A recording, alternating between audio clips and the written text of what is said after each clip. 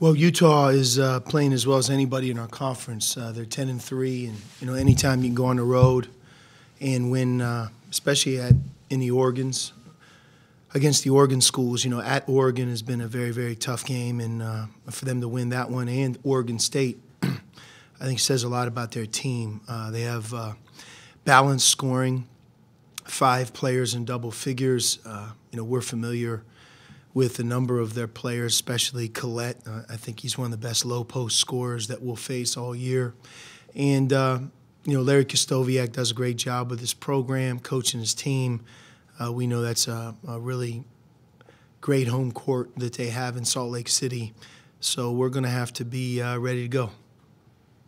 Is there anything to the fact that Utah seems to be ranked preseason in the conference like 6, 7, 8? But they always come out and they're always one of the top 4 to 5 teams. What do you attest to that from their perspective, you think? Yeah, I don't, I don't have the numbers in front of me. I know a couple years ago they were predicted really high. They had, they had a team that got to the Sweet 16. So, but you're right. They're very competitive. I think since they've entered the Pac-12, they've made our conference better. It's very high quality coaching. They do a real good job developing their players. Oftentimes a player that you see in a given year returns to the next season and he's that much better, and that's a real credit to Larry and his coaching staff as they develop their players that they recruit.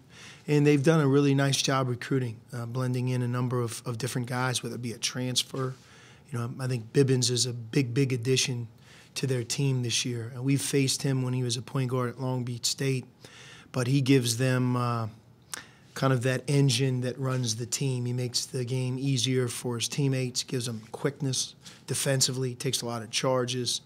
And, he's in double figures. So he's one of the 5 players that are in double figures as a point guard. So that addition, and I think being able to have Cedric Bearfield be able to move off the ball, free him up to score, make plays, probably brings out the best in him as well. So they're a good program.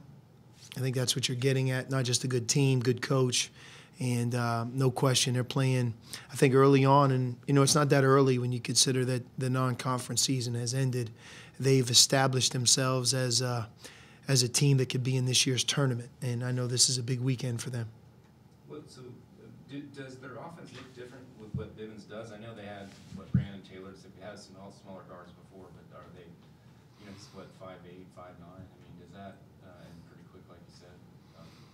Well, the one element that Bibbins gives them is, it's one thing to be a quick point guard, pass the ball, disrupt the other team defensively, but a lot of times those guys don't shoot the ball real well. He's shooting almost 50% from 3. And, you look at it, he shot 108 times, 68 of them are from 3, and he's shooting 49%. So, again, he gives them a little bit of everything. He gives them a defensive presence. He gives them quickness. He gives them somebody who can run their team.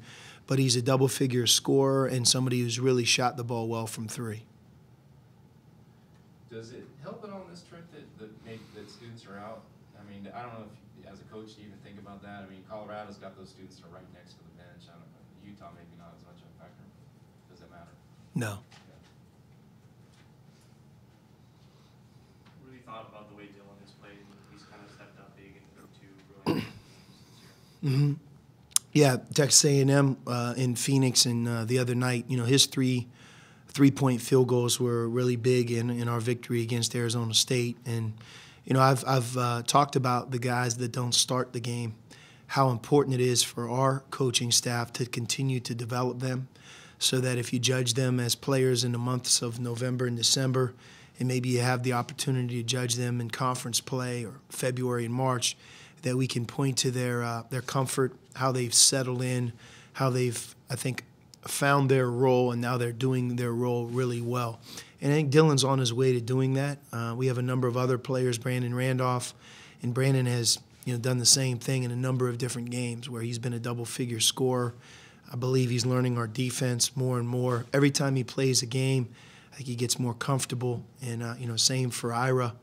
And Alex Barcelo, in my mind, he was hitting his stride, and then the injury derailed him, and now he's working his way back.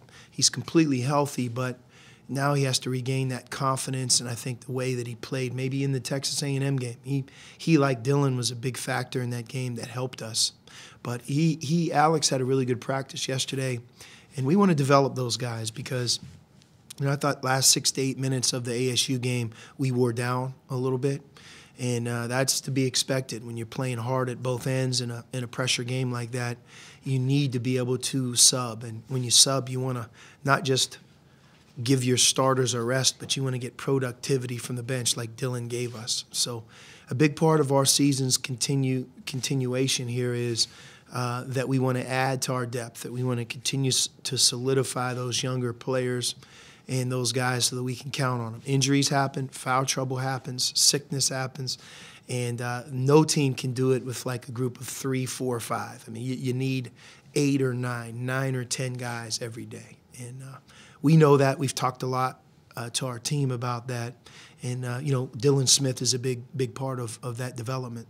When Dylan was in, I asked him just if he's a rhythm guy. Some shooters like to start and they feel better, and some are okay coming off the bench cold. I mean, does he ever strike it one way or another? I mean, it seems like certainly that he comes in and he hits them, there's no problem.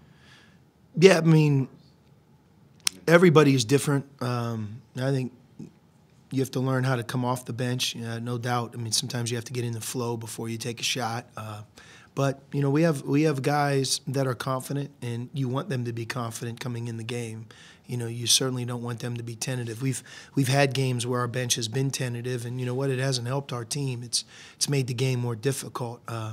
But the more that we play because of the youthfulness of our bench, I think they will continue to develop and settle in and have a sense of confidence about them. You mentioned down the stretch against ASU, especially against their press, faltering down the stretch a little bit. Do you equate that to execution or just purely fatigue? A little bit of both. That was uncharacteristic. That's something that we've been very good at. You judge us two teams that press throughout the game and do a really good job is New Mexico and NC State. And regardless of what you think of their overall team, how good they are, that's something that they pride themselves in, and they turn opponents over, and really try to rattle and to create offense from steals and traps and wearing you down. We played with single-digit turnovers really in both games, and had long stretches where we did not turn the ball over. End of games, we've been very good. So I credit ASU. They kept fighting, and maybe we were a little bit tired, but I think sometimes it's just being more organized, and we've talked about that. It was a good learning experience for our team, that when you're up, the team's desperate and they're trying to get back in the game and trapping, you have to be strong with the ball and be where you're supposed to be. We had a couple breakdowns where the guy who had the ball had the turnover, but he really didn't have the best options where our team is supposed to be. We really didn't get there. And I think some of it is, like I said, a credit to the team we played. Dylan said last year Kadeem Allen and his leadership was a key role to his development. Do you kind of see any Kadeem qualities in either Dylan or Parker or any of the older guys? Yeah, Parker's done a real good job in a quiet way. He doesn't get a lot of credit because he's not a high scorer. But you have to remember the team that he's playing on. In some ways, he's the perfect point guard for this team. With Raleigh back now, you have two wings that can score. We have a good low post game. And what Parker does is, what a lot of coaches would love their point guard to do. He sits on a 3 assist to 1 turnover ratio. That's been his career. In our last game, he had 6 assists and 1 turnover. And he's shooting a high percentage from 3. A lot like Bibbins, you can't leave Parker alone. And as you decide what to do, trapping, double teaming our post guys, or trying to crowd the court against Raleigh or Alonzo, Parker's continuously in a position to make threes and take those. And he's done a great job from game 1 until now doing that. And I expect him to continue to shoot the ball well.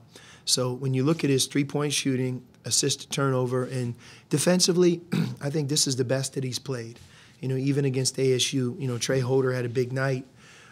He has big nights against a lot of players, but a lot of those points didn't come just one-on-one against Parker. He thrived in transition and sometimes against other matchups. So Parker's a really important part of our team's success. Dylan was was talking about with defense too, of course, and how much you've been emphasizing this year. Has that been part of it for him getting on the floor? I mean, is he getting better there? And I was curious too. Last year as a redshirt, I mean, did he, is that something you had to work with a lot? Yeah, Dylan's made big strides there defensively. I do believe for the first time that across the board our team has, whether you're a starter or someone who's coming off the bench. I mean, I think we're in the 50s in terms of like where we are defensively in the nation. That's not good enough, but we were certainly heading the wrong direction from there at one point. I think we've improved to be where we're at, and it'll be interesting to see if we can sustain that or move up. My hope is that we continue to move up. We're working on it really hard every day. Our practices, it's not as if we're not talking about it, working on it, showing guys film, and we have some talented players. As they focus on that, I think they'll continue to improve. Been 2 years since you've been on this trip, and of course you lost those games. I mean, that is that something you have to bring us, because you may have some guys that haven't done this trip before. Anything you No. plan to? I mean, what was that? I mean, that was a much different team, I know, but and towards the end of the year, I mean, anything that kind of maybe you guys got out of that? No, that's like 15 years ago. It's like it's so irrelevant to the world today. So Obama used to be the president, Trump is now, and Khalil Tate's the quarterback. Remember when Gronkowski was here? Sean Elliott used to play here. It doesn't have a lot to do with today.